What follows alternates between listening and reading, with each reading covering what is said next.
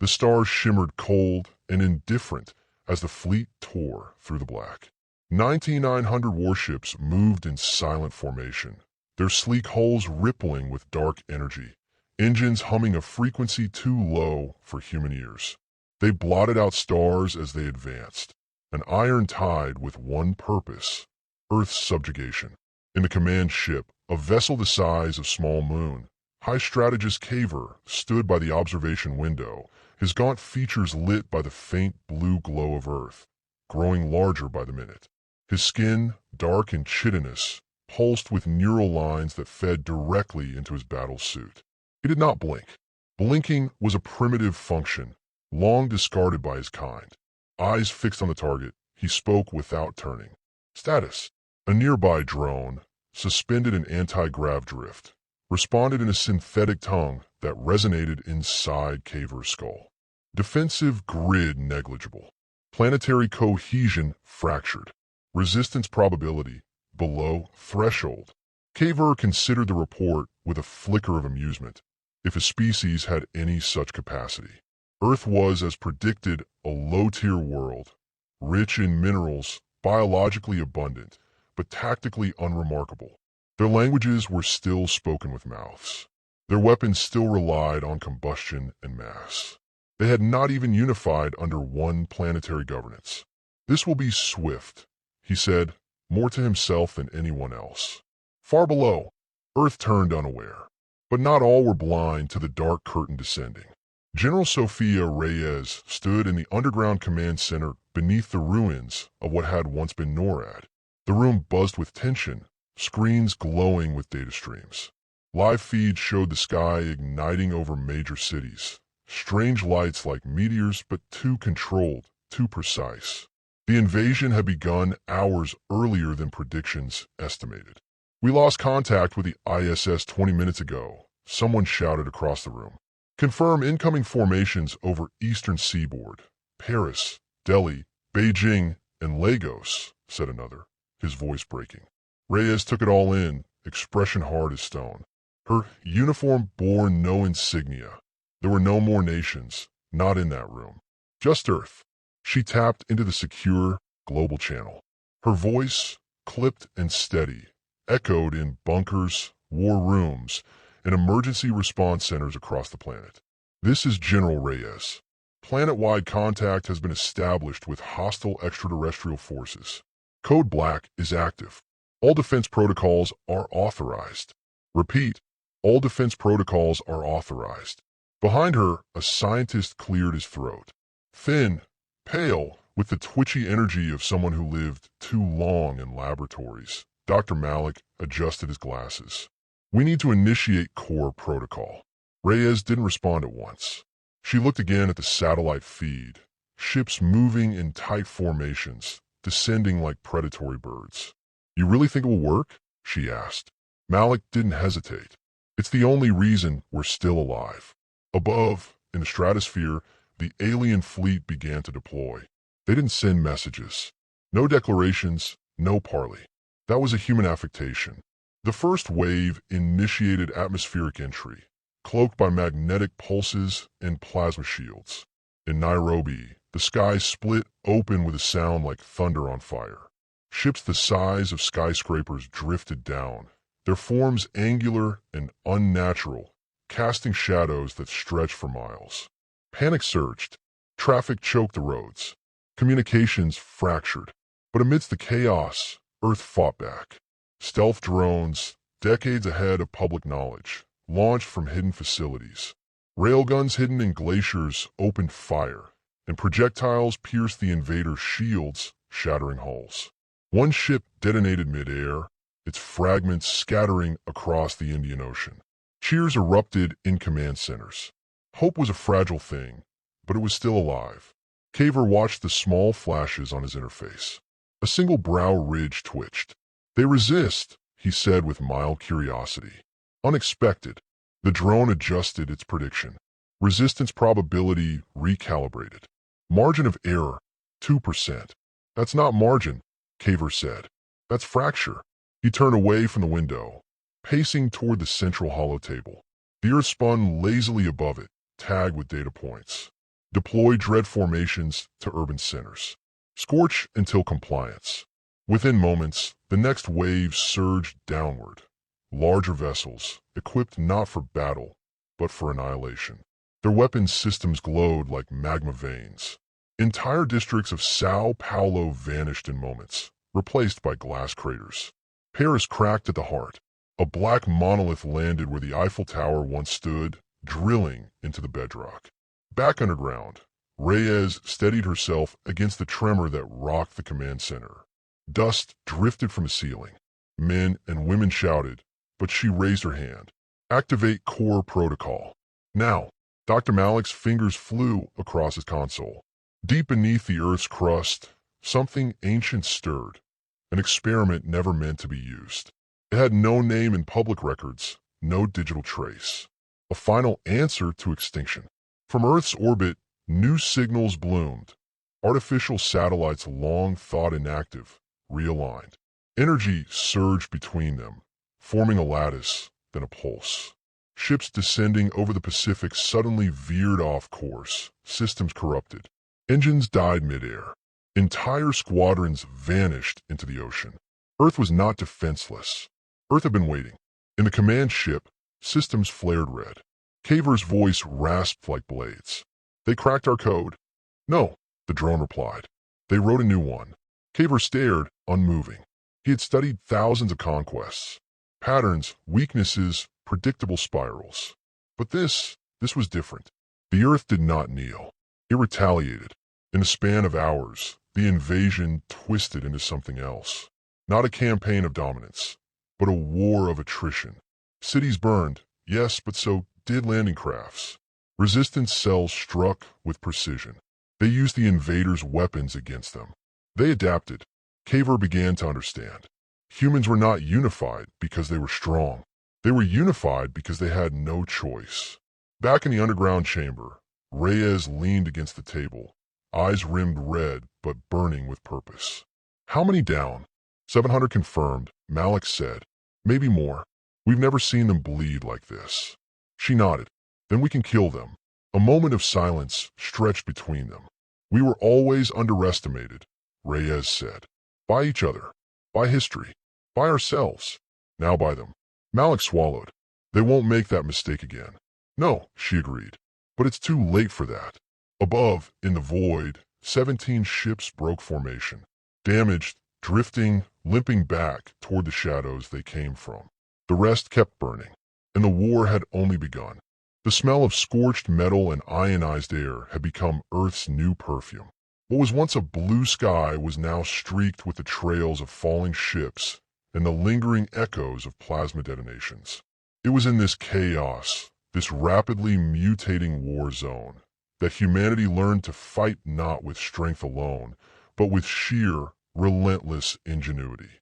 Sergeant Elias Tran crouched behind the smoldering carcass of an alien drone, blood trailing down the side of his neck, ears ringing from the blast that had taken out his squad. Around him, the wreckage of Nairobi's resistance efforts fumed in silence. But he was alive, and that alone made him valuable. He pressed 2 fingers to the node behind his ear. This is Tran, he rasped, coughing into the dust. Target Delta. 9 is down. Repeat, it's down. Static, then a reply crackled through. Copy that, Sergeant. Reinforcements en route. Hold position. He let out a breath. Not relief, but endurance, then reached inside the alien wreckage. The armature was still twitching, faint bioluminescent strands curling like nerves.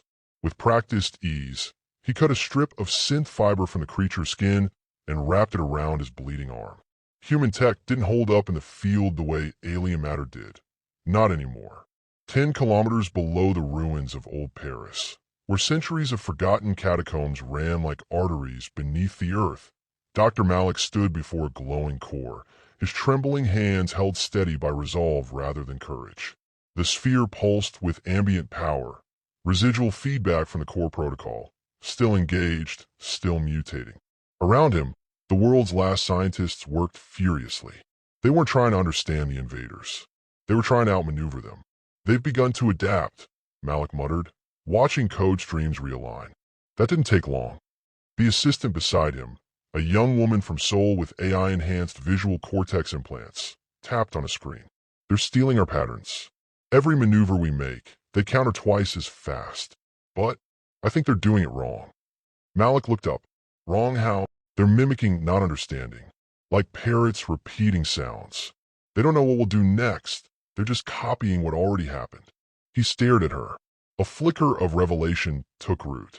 That's their flaw. They see logic, predictability. But we're chaos. Outside, that chaos took shape. In Cairo, resistance fighters unleashed a new kind of weapon, a swarm of nanomines, programmed with randomized patterns. They didn't chase targets. They anticipated choices, learning from motion, reacting like a school of predators. When the alien ships tried to scatter, the swarm shifted direction before they could finish recalibrating. 5 vessels dropped from the sky like molten meteors, their guidance systems fused into slag. This wasn't victory. Not yet. But it was proof. In the skies over Tokyo, the alien fleet tightened. Thousands of them, unbending in uniform, their attack formations rigid, mathematical. They understood offense, but not surprise. And now humanity wielded surprise like a blade. On board the high command vessel, Caver stood before a fractured display. It showed the Earth not as it was, a ball of biomass and stone, but as it had become, a storm, a system of unpredictable currents and variables. Not a planet to be conquered, a labyrinth. His drone reported again. Dread forces reporting 17% fleet loss. Tactical superiority deteriorating. Caver's eyes narrowed, his mind racing through strategies, recalculations, iterations. Each time he found the same result. There was no simulation where brute force ended this quickly. He turned to the projection of Earth and whispered a word not in any database. Adapt. In the shadows of New Manhattan, rebuilt beneath shielded domes after the first bombardment, General Reyes convened with the world's remaining resistance leaders. Her voice was iron. We're done reacting. It's time to hit back. Across the table, leaders nodded. Military officers, hackers, exiles, and even defectors from corporations once more loyal to profit than planet. None of that mattered now. The only currency was survival. Reyes pointed to a holographic representation of an alien hive ship, the kind that hadn't yet landed, still suspended in low orbit. Vulnerable, if only for moments at a time. We've reverse-engineered part of their phase relay system. It's crude, but it'll get us aboard. We go in, tear through their command relay, and shut down their cohesion. Without orders, the drones fall apart. One of the European commanders raised an eyebrow. And if we're wrong, then we die trying. But they'll know we bit back. Reyes met, eyes across the table. No one flinched. They weren't afraid anymore. Not in the way the invaders had counted on. Elias Tran was the first volunteer. The operation was codenamed Needlepoint. 6 insertion pods fired like bullets from Earth's modified orbital railgun, each carrying a team of soldiers, scientists, and 1 AI core. Their target, the alien flagship's neural center. As the pod screamed toward the void, Tran sat in silence, across from a woman with an augmented jaw and artificial eyes, Captain Nadia Farrows. She caught him staring. "You ever been off-world?" she asked. "Nope," he replied. "You?" "Once. Mars Reclamation Zone." "How was it?" "Dead. Like the silence before storm." Tran nodded. "Let's make noise then." Their pod struck the hive ship with a seismic jolt. Lights dimmed. Weapons engaged. The team fanned out, breaching into a corridor that seemed to breathe. The walls pulsed like muscle, living and inorganic at once. The architecture felt wrong. Not grown, not built, but something between. Resistance was immediate. Biosentinels lunged from the walls, moving like water, cutting through air with blades that sang. Tranduct rolled shot. The first sentinel fell, spasming in death. He felt no triumph, only urgency. Malik's AI core, named Vox, navigated the team through the twisting corridors, syncing with alien signals, warping language into action. At the core chamber, they planted the payload, an entropy bomb, not designed to explode, but to unravel, to disassemble structure at the atomic level through data corruption. A virus made physical. As they retreated, alarms rose in tones that echoed through the void like screaming steel. But it was too late. The core pulsed, cracked, and then cascaded inward. Not fire, but dissolution. From orbit, the effect was instant. Hive ships wavered, staggered. Commands failed. Drones twitched and spun lost. On Earth, battles turned. One by one, the machines stilled, crashing without orders. 17 ships broke formation again. Not fleeing this time, but recalibrating. Watching. Back in the ruined lab. Malik exhaled, staring at the data. They've gone silent. Reyes nodded. They're learning again, but slower. They bled. Outside, the night was strangely quiet. Fires still burned, but beneath the ash, a pulse beat stronger than before. The war wasn't over, but the myth of Earth's fragility was. And in its place stood something the invaders had never calculated for. Humanity, cornered and rising. Ash drifted like snow over the silent remains of the Nairobi front. The sky, no longer thick with descending fire, had begun to peel back to its former shade of blue, thin and uncertain. Among the blackened ruins of toppled alien monoliths and shattered Earth defenses, Elias Tran moved with deliberate steps, his boots crunching over fractured drone, plating, and bones alike. He was alive, again, and that had started to feel strange. They had won the strike on the Hive ship, or enough of it. 17 ships had withdrawn, orbiting now in elliptical silence, like predators reconsidering their prey. Humanity had taken a bite out of the beast's throat, and yet the beast watched, adapting, waiting. Tran wasn't celebrating. He stood atop the ridge, overlooking what was left of Sector 11, where less than a week ago he had watched Nadia Pharaoh's tear through a wall of sentinels with a plasma axe and a scream of rage. She hadn't made it out of the Hive ship. Most hadn't. "Sir," a voice called from behind. Private Imani Khatri stepped forward, her armor scuffed, but her eyes sharp. She was young, too young, but they all were now. Her hand hovered near the pulse rifle strapped to her chest. "Orders from command," she said. "Reyes wants you in Montreal.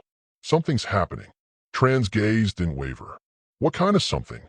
Imani glanced toward the horizon, where two of the alien ships hung like dying stars. The kind that glows. In the Montreal outpost, a fortress carved into what was once an underground train network, General Reyes stood before a data wall rippling with heat maps, orbital diagrams, and AI predictive models. Dr. Malik was beside her, still sleepless, still haunted. They barely acknowledged Tran's entrance. "Another shift?" he asked. Reyes pointed toward the screen. 17 ships. You'd think they'd run. But instead, they've reconfigured their orbits. One passes over every major continent, like clockwork. Malik tapped the map. They're building a resonance field, planet-wide. Tran crossed his arms. "For what?" "Communication," Malik answered. "Not with us. With them." There was silence. The idea settled over them like dust. "They're calling reinforcements," Reyes said. "Or worse, uploading everything they've learned, sending it to wherever they came from." Tran felt the floor tilt beneath him. How long? Hours? Maybe. He stared at the wall, at the glowing orbital ring slowly encircling Earth like a noose.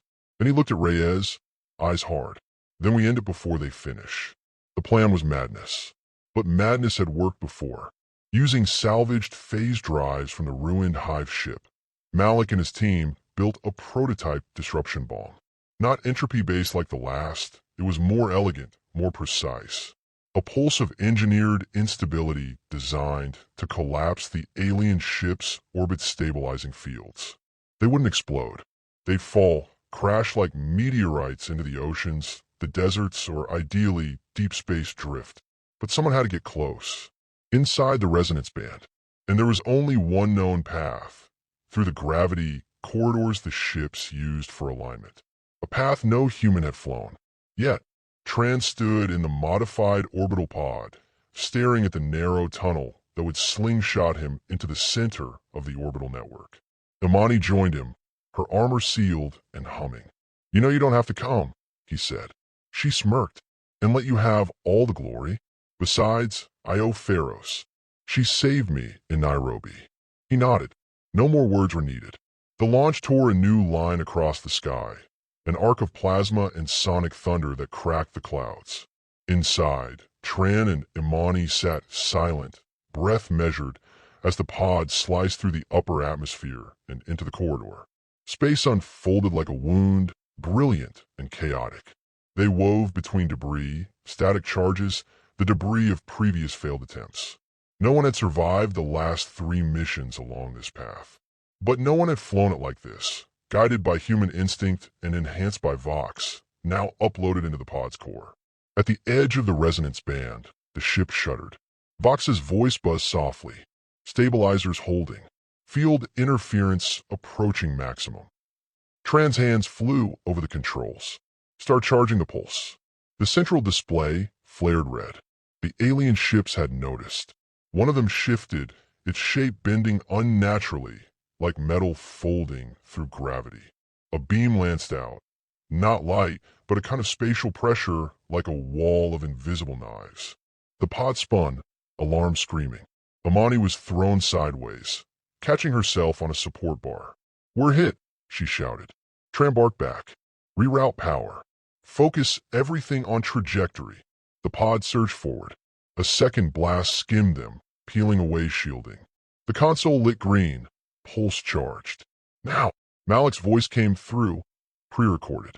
Tran hit the trigger. The pulse emitted silently. A shimmer, a ripple, then nothing. Then everything. Above Earth, the 17 ships began to tilt. Not visibly at first, but inside, stabilizers failed. Magnetic cores misaligned. Gravitational engines spun into chaos. One by one, they began to fall. From Earth, humanity watched. The skies filled with light again. Not the fire of invasion, but the glow of victory.